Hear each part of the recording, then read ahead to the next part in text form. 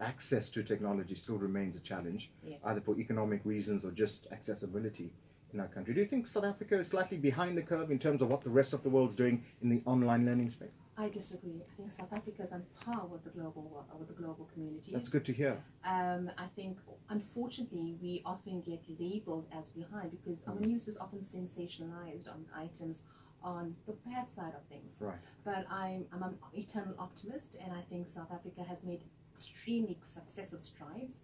And I speak that from experience.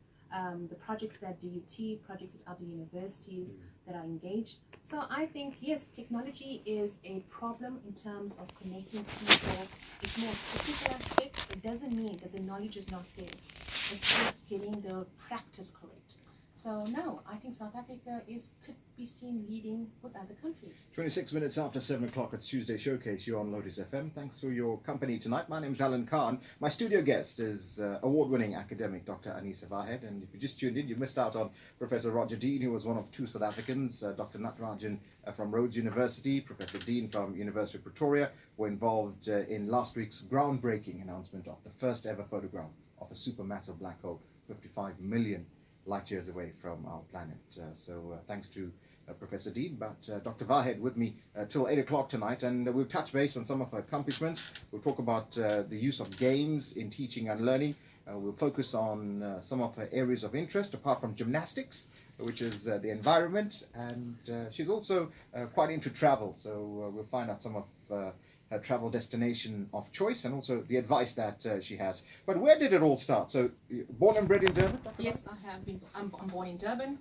It started with, I would say, humble beginnings. Right. I was given my family background. I started work at the age of 8, and from there I've never stopped. And I then went into the dental world at the age of 12. So just hang on. So you started working at the age of 8? Yes. Family business? No, I went out to earn a living. Wow. Yeah, your circumstances, your Sure. family circumstances. But generally age of 8 is slightly young, but you were clearly up for it. Alan, you go through life experiences, observing the background, your parents, and you want a life and you can help your parents.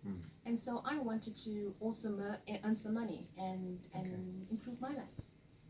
Which is admirable, the fact that at the age of 8 you went out and did that. So would you mind me asking, what would an 8-year-old go and do in terms of employment? So an 8-year-old went out to pack face cloth and sell pantyhose to nurses. And I knew every size a nurse wanted, from small to extra super large. So I knew the type of colors they would go for. Black male and beach bronze was a common color. So for face cloths? For face cloths, they would just come and ask me, because I think face cloths was an in thing in those days. Right, so face cloths and pantyhose, that was your... That was my thing. Right. And I don't say it's my thing anymore, but... Hey, listen, whatever makes you happy. Listen, I got an early awakening with pantyhose. Right. Although I don't wear pantyhose, but yes, I've got an early awakening with pantyhose, and the market was huge back then. I'm interested that you ended up doing your doctorate in dental technology and maybe not something else. I've got a question on WhatsApp. I'm going to ask you this question. Sure. Because Tyrone, who's a regular supporter of us here on Walk the Talk, has written in and he says, "Good evening, Mr. AK and Dr. Vahed. Trust you're both well. I'd like to know from Dr. Vahed, I had a tooth filled about 2 weeks ago. Now I'm getting this electric shock while I'm drinking water. What can be done, or any idea how I can deal with it? Thank you and enjoy the rest of your evening." So have you heard of this before? Yes, it's a common occurrence. It happens. Hello, is his name AK? Tyrone. Tyrone. Hello, Yeah. Tyrone. So firstly, one difference I need to just make clear. I'm not a clinical person. Right. I am a technical person. I work in a laboratory. But Tyrone, from what you have just said, it's sensitivity. If you had a filling there already, so perhaps there is some sort of decay that's present in that filling.